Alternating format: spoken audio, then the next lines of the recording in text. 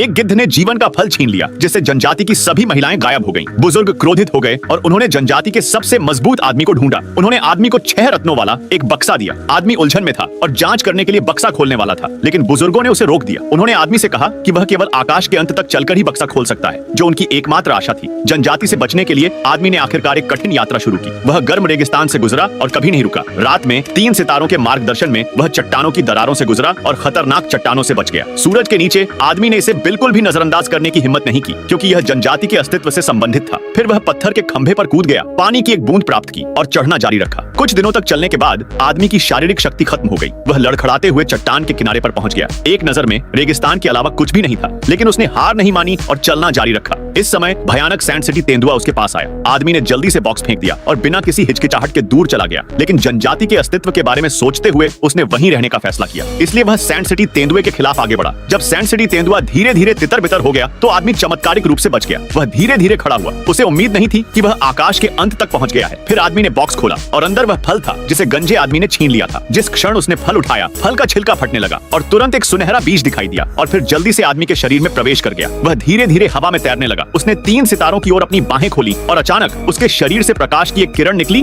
और सीधे आकाश में चली गई। प्रकाश तुरंत शाखाओं में बदल गया। कुछ समय के बाद आदमी पूरी तरह से जीवन के एक विशाल पेड़ में बदल गया और फिर खिल गया और फल लगा। और ये पीले फल नए जीवन का पोषण कर रहे हैं और पेड़ के नीचे नई जनजातियां बढ़ेंगी। यह कहानी हमें बताती है कि पुरुष प्रजनन के बीज हैं।